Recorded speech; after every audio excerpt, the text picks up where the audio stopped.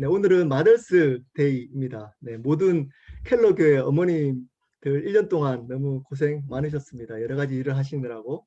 네, 특별히 또 한국에는 없지만 이번 주 또 5월 5일이 어린이날이었습니다. 또 우리 아이들도 학교에서 또 공부하느라고 고생 많았습니다. 오늘 특별하게 가정에 대한 말씀을 나누겠습니다. 제가 연초에 비전 설교를 하면서 가정에 대한 말씀을 나눈 적이 있습니다. 네, 겹칠 수도 있지만 좀 더 자세하게, 그리고 아마 에베소서 강의하다 보면 또 나올 겁니다. 네, 아마 한 몇 달 뒤에 또 나올 겁니다. 좀 더 자세하게 또 나누겠습니다. 오늘은 조금 더 자세하게 말씀을 나누도록 하겠습니다. 하나님이 기뻐하시는 가정이라는 제목으로 하나님 말씀 나누도록 하겠습니다. 가정은 누구로부터 시작됐을까요? 네, 우리 가정은 하나님으로부터 시작됐습니다. 인간이 만든 것이 아닙니다. 하나님이 시작한 공동체입니다. 가장 첫 번째 공동체가 바로 가정입니다. 교회가 아니고 가정이었습니다.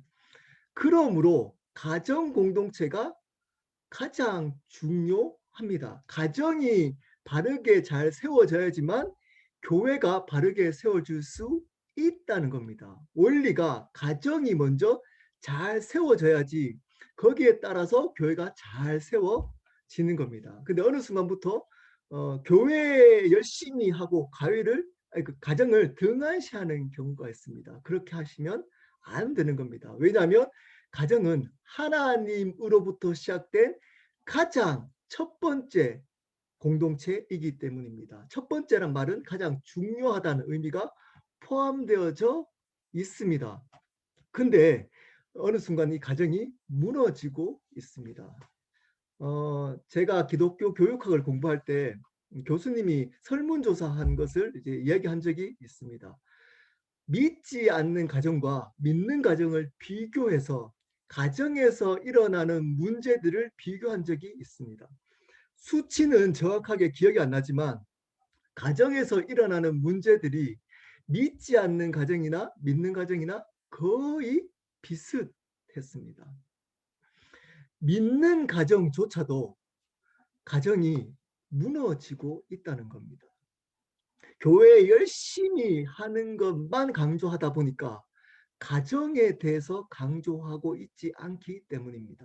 저희 켈러 교회는 가정을 소중히 여기고 가정을 세우는 교회가 되었으면 좋겠습니다. 여러분, 제가 연초에도 말씀드린 적이 있지만 하나님이 가정을 세운 목적이 뭘까요? 우리 설교 노트 한번 볼까요? 설교 노트. 거기 한번 답을 한번 달아보시고, 이거는 굉장히 중요합니다. 저희 교회는 반드시 여기에 대한 생각이 분명해야 됩니다. 하나님이 가정을 세운 목적이 뭘까요? 바로 그리스도와 교회를 깊이 경험하기 위함입니다. 정확하게 가정에 대한 목적을 알고 있을 때만 가정을 통해서 하나님이 주시고자 하는 참된 행복을 우리는 누릴 수 있습니다. 하나님은 가정을 통해서 그리스도의 사랑과 은혜를 경험하고 교회된 우리가 어떻게 신앙생활을 잘 할지, 다시 말하면 성숙해질지를 배우기 위해서 가정을 주셨다는 겁니다. 근데 이 세상은 우리에게 착각하도록 가르칩니다. 어떻게 얘기를 하죠? 가정을 통해서 여러분이 행복하기 위해서 가정을 주셨다라고 착각하도록 만듭니다. 여러분의 행복을 위해서. 다르게 말하면 결혼은 왜 한다고 얘기를 하고 있죠? 세상은 저 남자 저 여자하고 결혼하면 너가 행복해질 거야. 잘해주잖아. 연애 때. 저렇게 연애 때 잘해주는 저 남자와 저 여자가 결혼하면 너가 이렇게 잘해주는 것을 받으면 행복해질 거야. 이렇게 생각해서 결혼을 합니다. 여러분 살아보니까 어떻습니까? 여러분 이제껏 오랫동안 살아보니까 잘해주시던가요? 그렇게 잘해주던 연애 때 잘해주던 그 애인들이 잘해줬나요? 네, 아마 3년이 지나거나 아니면 많은 사람들은 1년이 지나면 실망하게 됩니다. 그러면 자신의 행복이 없어지기 때문에 가정을 포기하려고 합니다. 근데 성경은 가정에 대한 목적을 분명히 말씀해 주고 있습니다. 우리 에베소서 5장 31절부터 32절 제가 적어놨습니다. 거기 설교 노트에 제가 한번 읽어보겠습니다. 그러므로 사람이 부모를 떠나 그의 아내와 합하여 그 둘이 한 육체가 될지니 이 비밀이 크도다. 나는 그리스도와 교회에 대하여 말하노라. 부모를 떠나 그의 아내와 합해라. 무슨 말이죠? 결혼. 결혼을 의미합니다. 결혼해서 한 육체가 되라. 자, 교회도 하나됨이 중요하다 그랬죠. 가정도 뭐가 중요하다고요? 하나됨이 중요하다는 겁니다. 하나되게 하는데 이것이 비밀이랍니다. 이 하나됨을 통해서 하나님이 전달하고자 하는 것이 있다는 겁니다. 그것이 비밀이랍니다. 비밀이 뭐죠? 모르는 사람도 있다는 겁니다. 아는 사람도 있지만 모르는 사람도 있다는 겁니다. 비밀이기 때문에. 그 비밀을 밝혀주고 있습니다. 그 뒤에 있습니다. 나는 그리스도와 교회에 대하여 말하노라. 이 가정, 결혼을 통해서 하나님이 주시고자 하는 비밀, 세상 사람들은 모르는 비밀이 있다는 겁니다. 심지어 교회 다니는 사람들조차도 모르는 사람들이 있다는 겁니다. 그 비밀이 뭐라고요? 바로 그리스도와 교회를 알아가기 위해서 그리스도의 사랑과 은혜를 경험하고 그리고 교회된 우리가 어떻게 그리스도를 섬겨야 될지를 알기 위해서 결혼, 가정을 주셨다는 겁니다. 이것이 비밀이랍니다. 이것을 모르는 사람들이 있다는 겁니다. 여러분 알고 계셨습니까? 여러분, 여러분이 결혼해야 될 이유가, 가정을 하나님이 주신 이유가 바로 그리스도가 어떤 분인지를 가정을 통해서 경험하고 그리고 교회된 우리가 그리스도를 어떻게 섬겨야 될지를 배우는 곳이 가정이라는 겁니다. 여러분이 그 가정을 통해서 행복해지기 위해서 주신 것이 아니라는 겁니다. 근본적인 목적이.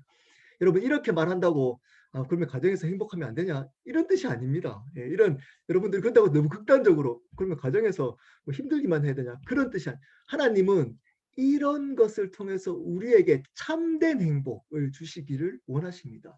우리의 행복이 목적이 되면 하나님이 주시고자 하는 참된 행복을 경험할 수가 없기 때문에 그 목적이 그리스도와 교회에 대해서 배우기 위해서 가정을 목적을 둘 때 하나님이 주신 참된 행복을 경험할 수 있다는 겁니다.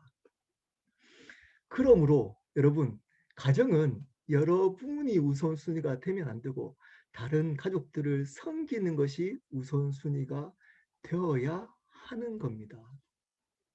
이것이 비밀이라는 겁니다. 여러분 구체적으로 그러면 어떻게 이렇게 가정을 다른 사람들을 섬기며 살아갈지를 4가지로 나누고 있습니다. 아내에게 대한 하나님의 명령, 남편에 대한 하나님의 명령, 그리고 부모에 대한 하나님의 명령, 그리고 자녀들에 대한 하나님의 명령으로 한 가지 한 가지씩 한번 알아보도록 하겠습니다. 자, 첫 번째입니다. 아내들에 대한 하나님의 명령이 무엇일까요? 무엇일까요? 그것은 남편에게 복종하라는 것입니다. 아내는 남편에게 복종해야 합니다. 우리 에베소서 5장 22절부터 24절인데 22절 한번 제가 읽겠습니다. 아내들이여 자기 남편에게 복종하기를 주께 하듯 하라. 자, 그러면 이 아내들에게 명령하는 이유가 어떤 이유일까요? 남편이 행복하게 만들기 위해서가 목적이 아니라는 겁니다. 이거 들으면 남편이 굉장히 좋아합니다. 남편들이. 역시 아내가 제 말을 잘 안 들어요. 분명히 성경에 이렇게 나와 있는데 제 말을 복종하지 않아요. 이렇게 사용하면 안 된다는 겁니다. 왜냐? 이 아내가 남편을 복종하는 이유가 죽게 하듯 하라. 자, 그리고 23절에 이렇게 얘기합니다. 이는 남편이 아내의 머리됨이니 그리스도께서 교회의 머리됨과 같음이니 그가 바로 몸의 구주신이라. 24절 그러므로 교회가 그리스도께 하듯 아내들도 범사에 자기 남편에게 복종할지니라. 제가 앞에서 목적을 두고 이것을 해석해야 됩니다. 목적이 뭐라 그랬죠? 그리스도와 교회에 대해서 배우기 위해서 이 가정을 주셨다고 그랬습니다. 자, 아내가 남편에게 복종하라고 하는 이유가 뭐라고요? 그리스도의 머리 되심을 가르쳐 주기 위함인 겁니다. 다른 말로 뭘까요? 예수 그리스도의 주인 되심을 아내가 남편에게 복종함을 통해서 가정에 가르쳐 주기 위함인 겁니다. 여러분, 아내가 남편에게 복종해야 하는 겁니다. 그래서 이것을 가르쳐 주기 위해서. 자, 그러면 아내에게만 하나님은 이렇게 얘기했나요? 예, 남편분들에게 요구하는 것이 있습니다. 남편에게. 자, 한번 볼까요? 남편들에게 어떤 것을 요구할까요? 25절입니다. 남편들에게는 아내를 사랑하라고 사랑해야 합니다. 아내들은. 25절입니다. 남편들아 아내 사랑하기를 그리스도께서 교회를 사랑하시고 그 교회를 위하여 자신을 주신같이 하라. 자, 자기를 주신같이 사랑하랍니다. 남편들 좋아할 아내 무조건 말 들으라. 앞에서 복종하라. 그래서 좋아할 이유가 없습니다. 왜냐? 죽기까지 사랑하라는 겁니다. 예수님이 교회를 위해서 죽었듯이 남편은 아내를 위해서 죽기까지 사랑하라는 겁니다. 자, 이것을 통해서 가르쳐 주시고자 하는 것이 뭘까요? 바로 예수 그리스도의 사랑과 은혜, 예수 그리스도의 아버지 되심을 가르쳐 주기 위한 겁니다. 하나님의 예수 그리스도의 사랑과 은혜를 남편이 아내를 사랑하는 것을 통해서 경험하기 위한 것입니다. 그러면 누가 먼저 해야 될까요? 굉장히 중요하잖아요. 이 문제가 굉장히 중요해요. 아내가 먼저 해야 될까요? 남편이 먼저 해야 될까요? 예, 이렇게 얘기하면 이거 가지고 집에 가면서 싸우는 부부가 있다고 합니다. 이 설교할 때, 가정에 대한 설교할 때마다. 예, 성경에 분명히 아내 보고 남편 순종하라 그랬는데 왜 순종 안 하냐? 왜 순종하냐면 뭐 순종할 짓을 안 하는데 순종 하지 않는다. 그리고 나를 사랑 그렇게 하지 않지 않느냐? 분명히 성경에 죽기까지 사랑하라 그랬는데 죽기까지 사랑하지 않기 때문에 순종하지 않는다. 이렇게 얘기할 수 있다는 겁니다. 근데 여러분 누가 먼저 해야 될까요? 그 원리를 오늘 말씀 읽지 않았지만 5장 22절에 나옵니다. 5장 21절 제가 읽겠습니다. 5장 21절 그리스도를 경외함으로 피차 복종하라. 5장 21절에는 피차 복종하라. 이것이 제가 네 부류 그러니까 아내, 남편, 부모, 자녀에게 명령한 원리입니다. 피차입니다. 서로 복종하라. 그래서 원래 5장 21절이 지금 이 부분에 걸려있다라고 해석하는 분들이 많습니다. 피차 복종하는 겁니다. 서로 하라는 겁니다. 누가 먼저 해라, 너가 먼저 해라가 아닙니다. 자, 여기서 중요한, 좀 어렵지만 중요한 동사의 형태를 썼습니다. 복종하라라는 형태는 중간태라고 영어나 우리나라 말에 없습니다. 원어에만 있는 형태입니다. 이 중간태의 의미는 어떤 뜻이냐?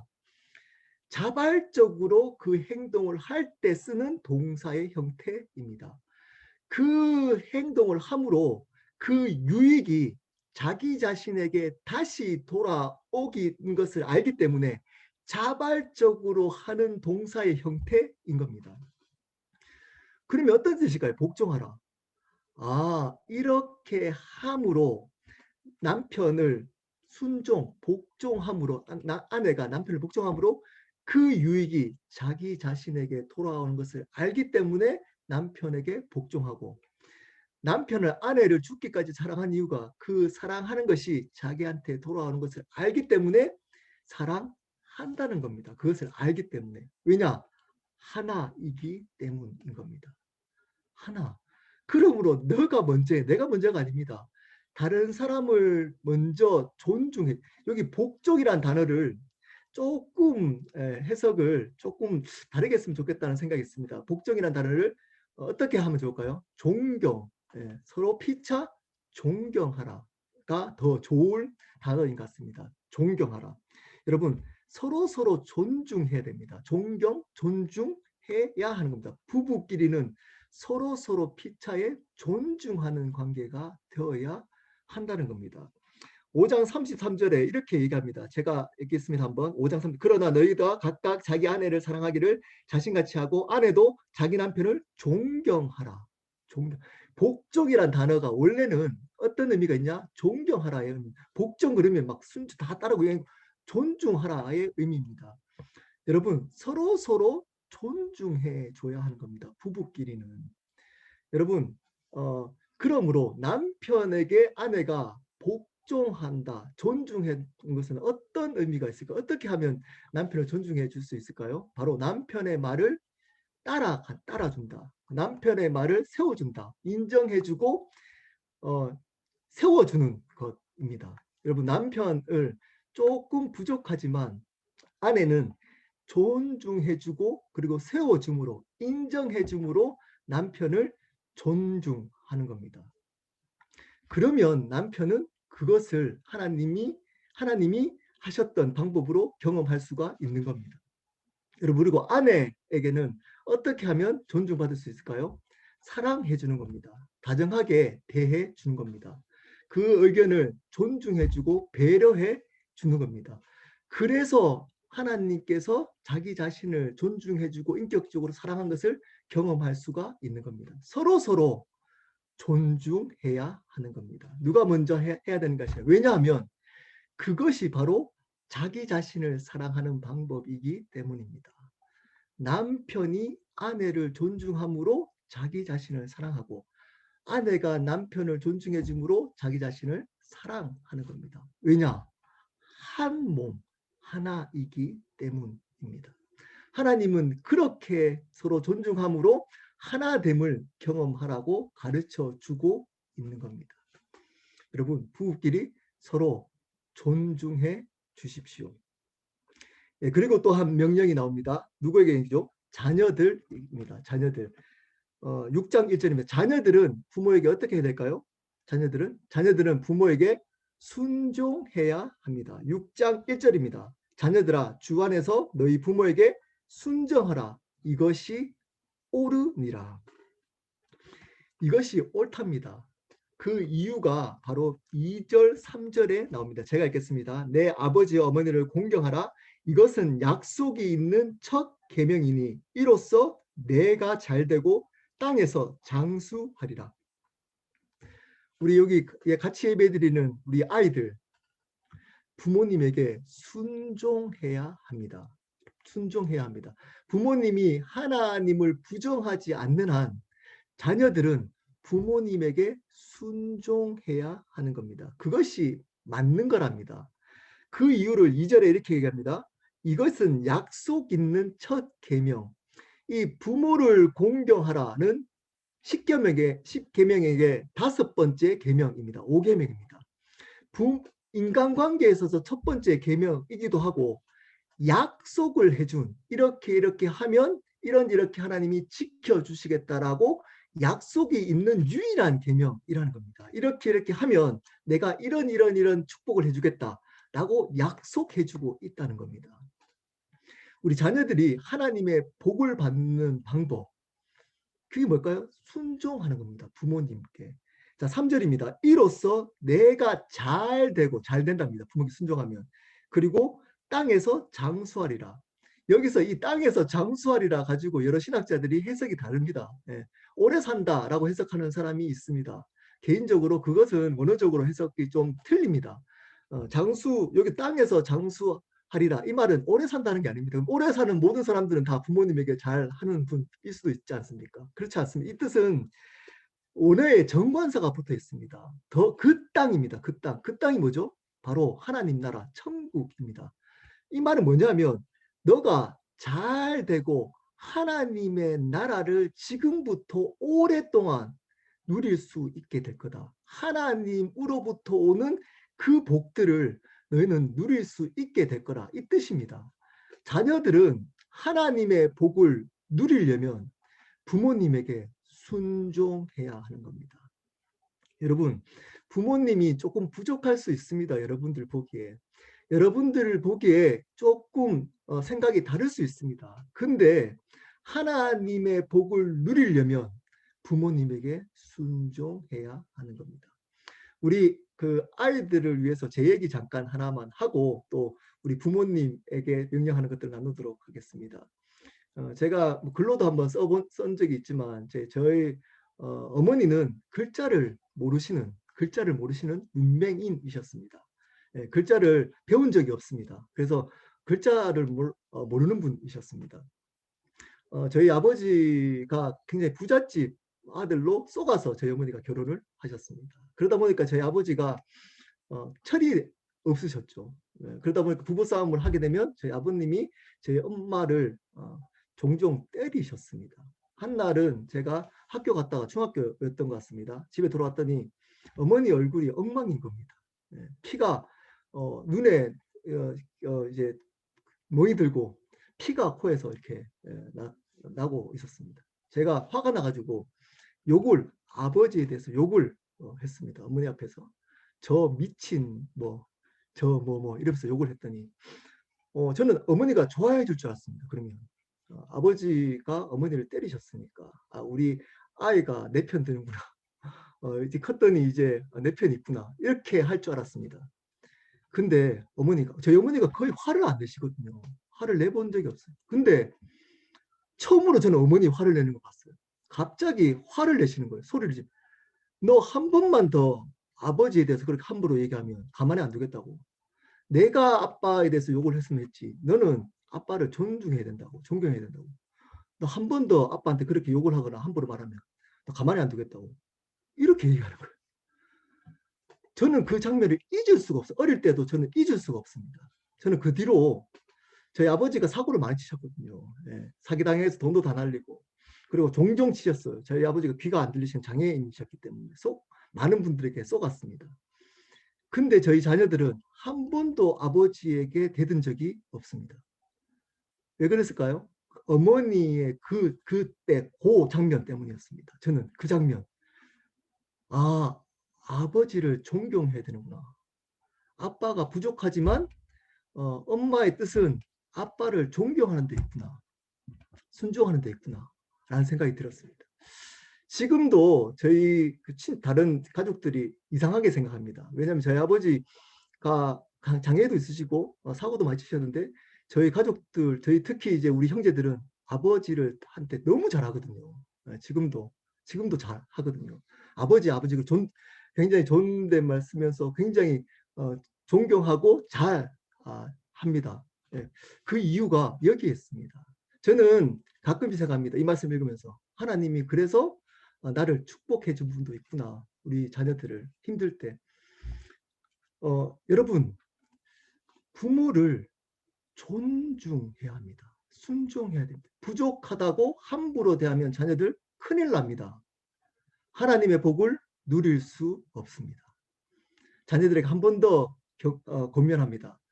자녀들, 부모들에게 순종하십시오. 그래야지 하나님의 복을 누릴 수 있습니다. 마지막으로 이제 부모들에게 하는 이제 권면입니다.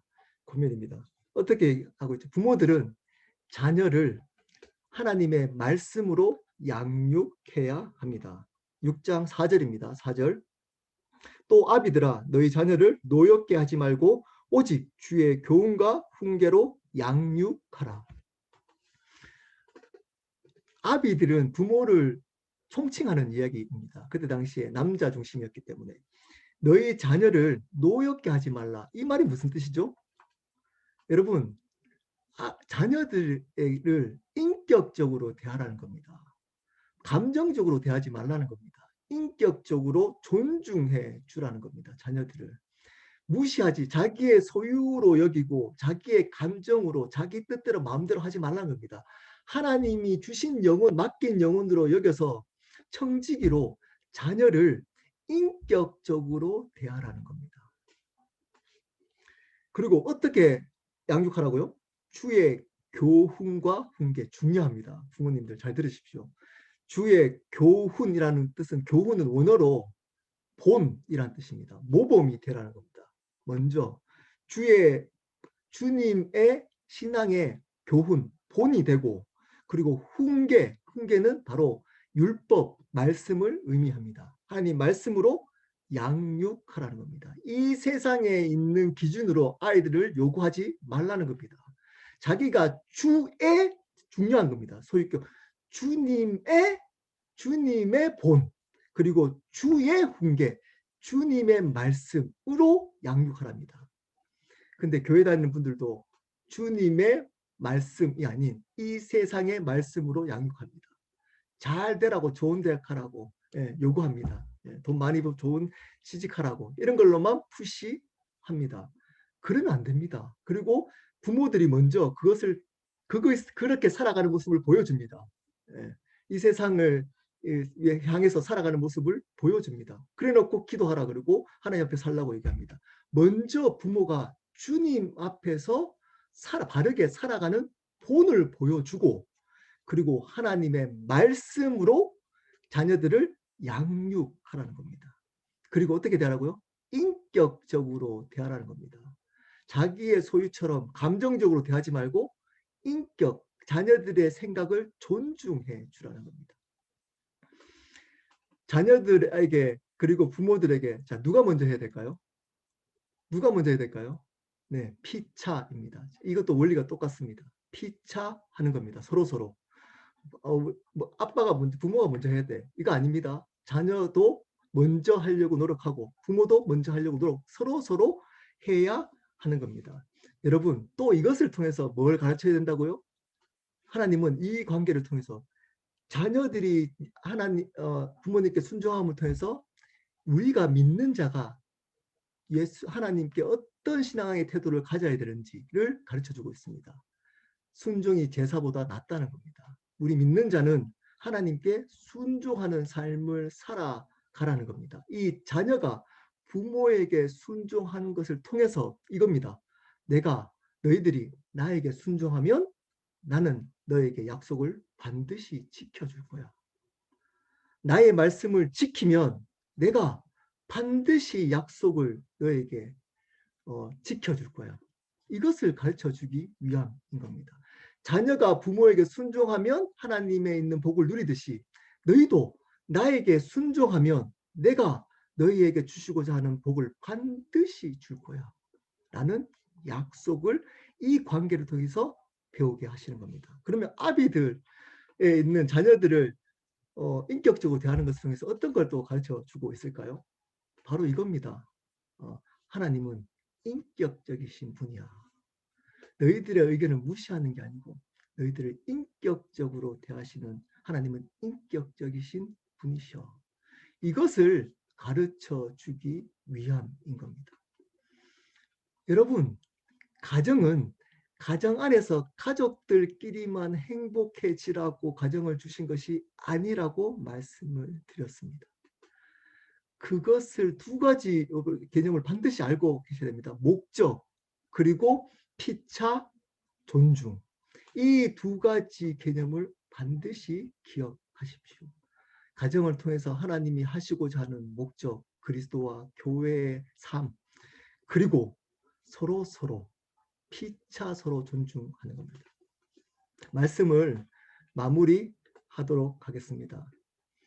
여러분, 제가 사실은 이 말씀을 우리 1년 동안 가정을 이제 강조하면서 한 3개월 동안 똑같은 말씀을 계속 나눌까도 생각을 했습니다. 똑같은 말씀을. 근데 제가 그렇게 안 하기로 결정한 것은 이제 어머니 날에도 이렇게 설교를 할 수 있고, 또 이제 자세하게 에베소서 강의하면서 또 더 깊이 이제 나누게 됐기 때문입니다. 가정은 중요합니다. 왜냐? 가정 안에 교회가 있기 때문입니다. 하나님은 가정을 통해서 바른 교회를 경험하도록 만들고 있기 때문입니다. 근데 가정을 제쳐두고 교회 열심히 하라, 이 말이 자체가 어폐가 있는 겁니다. 왜냐? 그럴 수 없기 때문입니다. 가정이 무너지면 바른 교회를 세울 수 없습니다. 세울 수 없습니다. 가정에서 바른 교회를, 그리스도를 경험하고 배워야지만 교회 공동체 안에서 바른 교회를 세워갈 수, 바른 교회 공동체를 세워갈 수 있습니다. 그러므로 가정은 중요합니다. 가정의 목적이 뭐라고요? 그리스도의 사랑과 은혜를 경험하고 교회된 우리가 어떻게 믿음으로 살아갈지 성숙해질지를 가정에서 배우라고 가정을 주셨습니다. 여러분, 여러분 남편을 존중해 주십시오. 조금 부족하더라도 인정해 주고 격려해 주십시오. 남편 여러분, 아내를 의견을 배려하고 사랑해 주십시오. 소중히 다루셔야 합니다. 대해 주셔야 합니다. 여러분, 자녀 여러분, 부모에게 순종하십시오. 그러면 하나님의 나라, 하나님의 복을 누릴 수 있을 겁니다. 부모 여러분, 자녀를 인격적으로 대하시고 먼저 본을 보여주시고 하나님의 뜻에 맞는 교훈으로 자녀들을 가르쳐 주십시오. 그러면 반드시 가정을 통해서 교회, 그리스도를 경험하게 됩니다. 자, 그렇게 되면 어떤 복이 있을까요? 바로 하나님만이 줄 수 있는 참된 기쁨과 평안이 가정에 임하게 됩니다. 바로 하나님의 나라가 가정에 임하게 됩니다. 천국을 이 땅에서 누릴 수 있는 곳이 바로 가정이 되는 겁니다. 그 하나님의 나라를 누리는 가정이 되는 켈러교회 한 분 한 분의 삶이 되기를 예수 그리스도 이름으로 축복합니다.